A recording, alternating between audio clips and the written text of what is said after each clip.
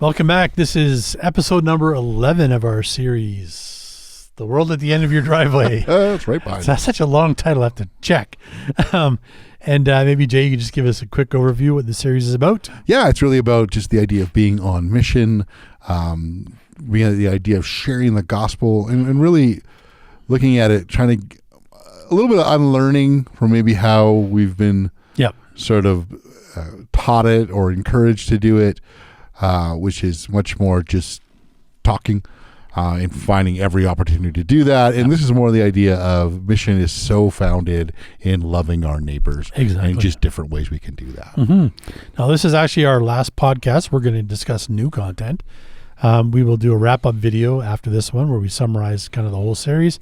But today I want to look at kind of unique aspect of participating with Jesus in his mission.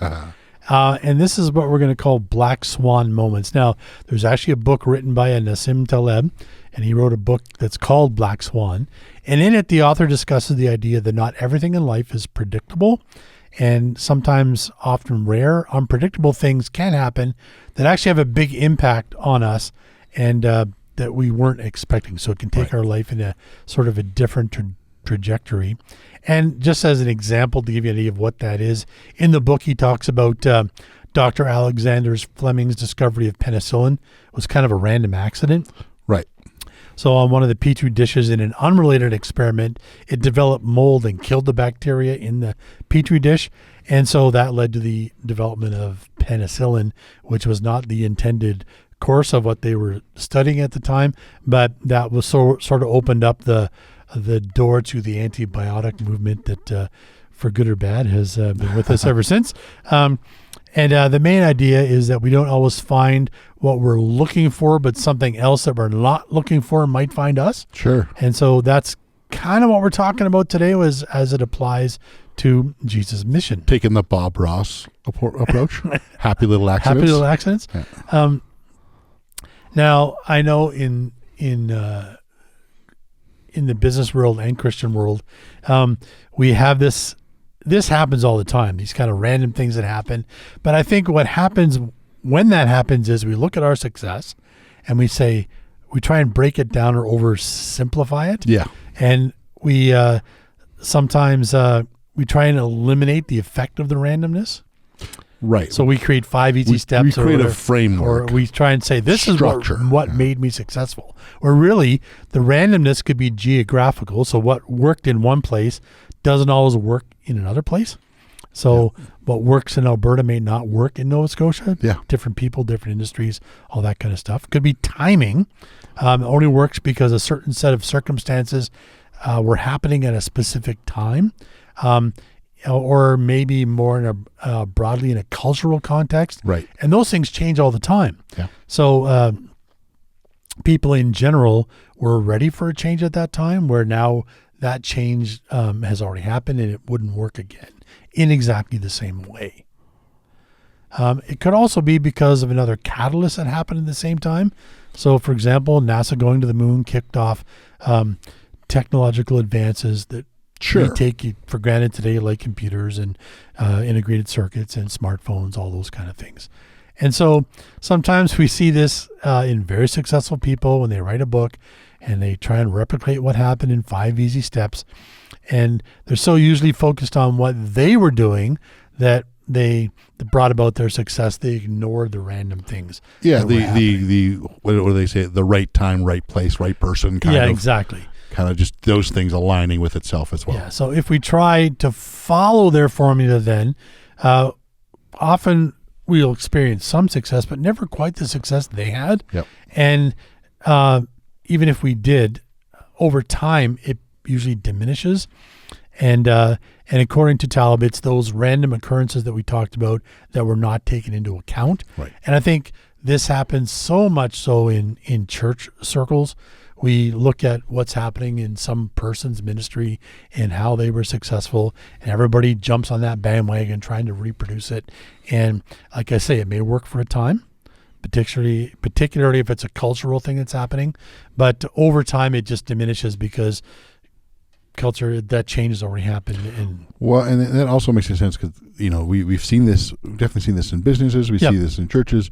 How often, sometimes, when that person who is that catalyst that comes and does it, and then that person leaves, it doesn't necessarily continue because there was just something that person in that moment that brought just something that was needed, and the timing and all of those things were at play, and then that person leaves and it just doesn't work anymore. And I think we actually kicked the series off talking about that, how what we as churches do to participate with Jesus in his mission has to get back to more of a grassroots kind of a thing, which is what we're talking about, and not rely on just inviting people to church or what we call proselytizing or trying to convert somebody. Those things in the way we have done them in the past just don't work anymore in the culture today. So what are the sort of black swans that we can be aware of in Jesus, in participating with Jesus in his mission? So again, we talked about what we normally do is follow a process. And again, those processes become less effective over time. And it's hard to duplicate their success. So I think black swan moments mostly are truly random. So again, we've heard of these before lots of times where people like to tell these stories, particularly high-profile followers of Jesus, famous pastors or evangelists. They talk about sitting beside someone on a plane, and through the course of a single conversation, they explain what it means to that person, what it means to follow Jesus, and that person has a change of thinking right there and then in the plane, and they say a prayer and decide to follow Jesus. Right, and they don't really talk about maybe the other 50 people that they've been sitting beside over the many times they're on a plane. Exactly. So it truly is a black swan moment, and I believe those are real. I think sometimes it's just not every moment. Not every moment, true. But I think we should be open to black swan moments, and I think there are things we can intentionally do, which we've been talking about, that makes it more likely to happen. Well, and I think it's really important to also know when we tell these stories, and maybe we don't always tell them very well. We tell the story because it's a great story. Yeah. But then we almost sell it like it's the norm. Yeah, exactly. And it may not be the norm. It's a black swan moment. Yeah. That doesn't mean we just say, well, it'll never happen either, because it can happen. It can happen more than once. But I think it's really, when we say, it doesn't mean every time you sit down with someone on the plane that it's going to be this amazing conversation. Absolutely. Could be that. And if it happens, great. Be ready for it. Awesome. But I think our whole series, we've talked about different actions. We talked about it in 2 podcasts, the Blessed Book.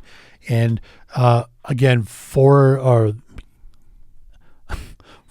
the 5 letters are actions that we do that sort of create the condition where the Holy Spirit can create the opportunities for us to share the gospel. And I think Sam Chan in his book, How to Talk About Jesus Without Being That Guy, sort of summarizes it this way. Often we go looking for opportunities to talk about Jesus, but they just don't happen. Instead, we should go out there and be Jesus to the community, and the opportunities to talk about Jesus will find us. And I think that is just, for me, it was a huge shift in thinking. So our desire as followers of Jesus and the church community is to participate with Jesus in his mission. And I think we have to give up the idea of trying to manufacture opportunities to tell people about Jesus. Yeah. And we just really need to stick to some of the things we've been talking about, and let go of the idea of the salesman approach or trying to convert somebody. And not that we should necessarily even stop doing things like talking about the gospel in our sermons on a Sunday, even if they're not reaching people that we want to, or not having special events where we invite people to come. We just have to understand that their effectiveness may not be what we expect. Not that if one person decides to become a follower of Jesus that way, that it's not worth doing. But I think to focus all of our energy on that is a mistake. Well, and even going back to those whatever that is, that thing, that event, by doing kind of stuff that we're talking about, it might make that more effective because you've built credibility in, And then you might say, hey, you want to come to this thing? Yeah. It's not, and that thing isn't the only thing. It's part of the thing. It's one of the things, and it's something so much more because you're inviting someone on the basis of relationship and trust. So you've built up relationship with somebody. They trust you, even though you're a Christian. If they don't agree, that when you do finally get around to inviting them, they may come to an event like that. So I really appreciate what Sam is saying in the book, and we've expanded on that in this series, is not trying to give some 5 easy steps for ways for us to be Jesus in the community, but to do it through community, presence, hospitality, and service. So some key verses we've been using throughout this series set the stage of what we are to be doing. And again, starts with loving your neighbor. Matthew 22:36-40 says, this is Jesus talking, you must love the Lord your God with all your heart, all your soul, and all your mind. This is the first and greatest commandment. A second is equally important, love your neighbor as yourself. The entire law and all the demands of the prophets are based on these 2 commandments. Yeah, and the other one we've been talking about is 1 Peter 3:15-16. And it reads this: if someone asks about your hope as a believer, always be ready to explain it, but do this in a gentle and respectful way. Sure. So opportunities to talk about Jesus. I think they will find it. They will find it. Not in every opportunity, but they will find it. And it might be in ways, and this is important, it might be in ways and in people we may not expect. Exactly. So you have a few stories. Yeah, I think just to share in all of this, might be I've had some time to think about this, so I don't want to put you on the spot, but I know I've had my thinking change about this in the past few years. And again, it started with what we've been talking about. We've been praying for certain people, and I think back to a particular person. Our small group was meeting in a neighborhood that a few of the families lived in that area. And there was a woman from our church that hosted, and her husband was not a follower of Jesus. And I think he'd come to church once or twice. I'd met him at Easter or Christmas or one of those event services. But whenever we met in their home, he never seemed to be around or even home. And one day we'd been meeting there for, I can't even remember. It was quite a while. It might have been even up to a year. And he came home in the middle of a group and walks in and asked if he could join us. And so I don't think anybody was more surprised than, we're all surprised, but his wife was the most surprised. Sure. And so we welcomed him into the group, and over the next few months, he asked questions and he learned what it meant to follow Jesus, and eventually he decided to follow Jesus. And to me, that was certainly a random experience, a black swan moment, if you would, that we were not expecting. Sure. The next story is really about 2 people. Starts with one person. And so there was a single mom who used to be part of our small group, and she started dating a man who was not a follower of Jesus. And we had talked about, not that she shouldn't do that, but just to be aware of what problems might be caused by that. So she chose to date the person anyway. And he came to a couple of our small group meetings, more the social ones. So he came to a barbecue in the summer, and he came to a Christmas party. I'm trying to remember if he actually attended our church once. I think maybe he did, but that wasn't the norm. So he never came to group regularity, never came to church regularity. And again, he was a plumber, so I actually engaged him to do some work when I needed plumbing work done. So we kept in contact. So we had more of an acquaintanceship than a relationship. But again, I didn't see him for about a whole year. And one day he just calls me up and asks if he can meet with me. And I'm like, sure. So I'm looking at my calendar and thinking, okay, I got time, this is Monday or Tuesday. I got time on Friday or about next week. We could do lunch or whatever. He goes, no, I need to talk to you now. I'm like, okay, come on over. So I was really wondering why there was such urgency. And because I knew the relationship had been progressing, I kind of expected it might be around their relationship and that they maybe wanted to get married. So wasn't that at all. He came over to the house and he was upset. Like really, I could tell he's a very easygoing kind of person when I met him in the past. Right. And I could just tell he was upset. And as soon as he came in, he started to rant like for 2 hours, all about what was wrong with Christians and how they behave, how they should behave, and that maybe God was speaking to him. And I mostly just listened for the whole time. And at the end of it, I just asked, so do you think maybe God is talking to you and maybe you want to learn what it means to follow Jesus? And he said, yes. So I explained it to him as simply as I could. And he decided he wanted to follow Jesus right then and there at my kitchen table. We prayed a prayer. And for the next several months, we met together and I helped him get established in some practices like Bible reading and helped him grow in his faith. And part of that process for us is we started praying for other people in his life who didn't follow Jesus. So I asked him this question. I said, who is a person that in your life that is least likely ever to follow Jesus? And without a blink, he said, my roommate. And he said, this person was, did drugs and was an atheist and he listed some other stuff. And I'm like, okay, yeah, I can see how you might think that he would never become a follower of Jesus. So I asked the person's name. I said, so you and I are going to pray for him every day. So we continued to meet together for a while. And he and his girlfriend started attending another church. So we didn't meet as often as we did in the beginning, which was fine. And about a year and a half later, he calls me up and he's all excited. He goes, you'll never guess what happened. And again, I thought he got engaged. But as a joke, I said, what, did your roommate become a follower of Jesus? And he got all dejected. And he said, how did you know? And I'm like, I was joking. I didn't. So it's interesting now because now, well, you know who the person is. Yeah. And I meet with him and his roommate.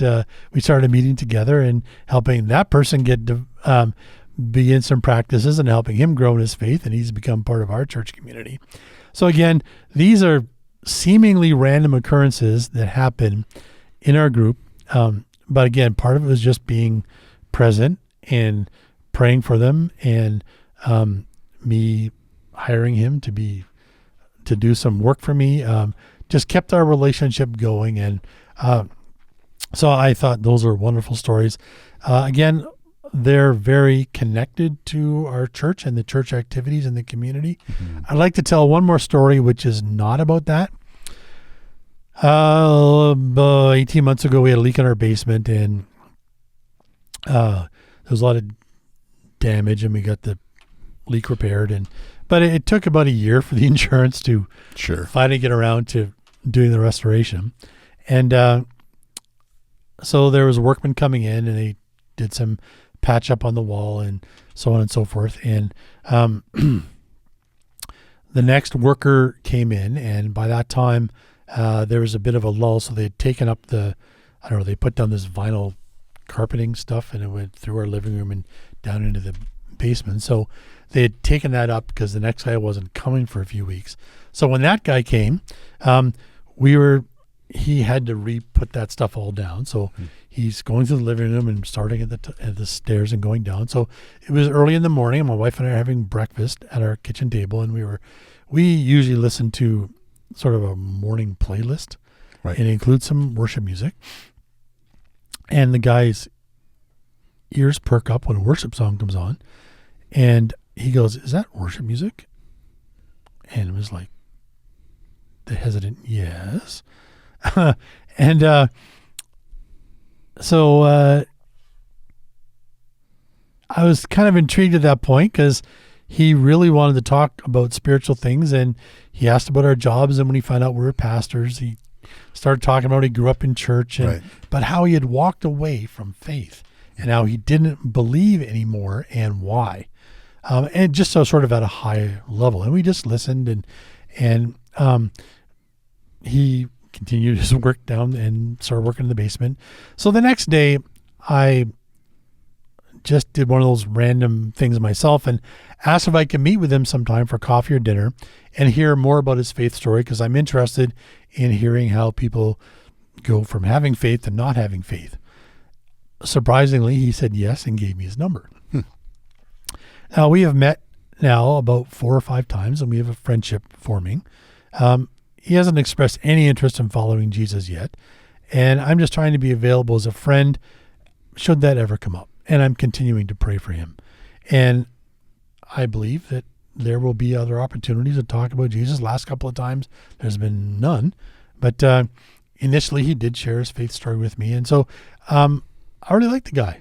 And we do have some things in common. And so it's been nice to meet with him. And I like going out for dinner. We like some of the same food. And so this is a story that I don't think is over yet.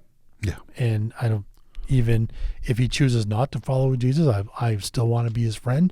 And so I really believe that, again, this was really a black swan moment. He just happened to be in our house at a time when we were having breakfast and listening to music, and he recognized the music, and that brought up some sort of memory for him about his childhood. And so, I think just being present and available was really the case, and this was truly the black swan random moment. Yeah, and I think it we can have those stories, and again, I don't think that when we talk about all interactions we have, we necessarily are going to end with that. In fact, probably many won't. Yeah. But it is kind of cool to have those stories that, maybe you're thinking that right now, like you're thinking like, hey, there's nothing, it hasn't come to that point where they've come to be followers of Jesus. But sometimes I know a lot of my stories that I would call black swan moments, and they're not. They're kind of like that. We're not done yet. Yeah. Where it's sort of like this person I would have never expected, very staunch atheist would come up and say, hey, can you pray for me? Yeah. Like, well, okay. Like that. Those are those moments of like, hey, I don't believe in this, but I'm going through this thing, and you believe in this, and that means something to me. Yeah. I've never had anybody who have offered to pray for say no. Yeah. I'm not saying it would never happen, but still, a black swan moment was this person I didn't offer. This person asked, and it's all of those things, and they can be amazing. They can be really random. They're not guaranteed, and they're not necessarily, hey, if you do these 3 things, it will happen. Yeah, maybe not. No, and I do believe as followers of Jesus, we have to be intentional about being on mission with Jesus, and we need to work at establishing friendships with people who don't follow Jesus. Yeah. So don't hear what we're not saying about black swan moments. Yeah. And it's very important that we are intentional, but so much of this happens when we are intentional, but part of the intentionality is to be interruptible. Yeah, exactly. To be present. And it's intentional, but it's not necessarily formulaic. Absolutely. There you got it. You hit it on the head. All right. Well, we hope that, again, maybe this was some encouragement in this one. All of these talks are supposed to be encouraging, but this one I think has that extra encouragement of just be looking for those black swan moments. They don't necessarily happen every time, but when they do, they're good, and I think they can happen as we just continue to be consistent.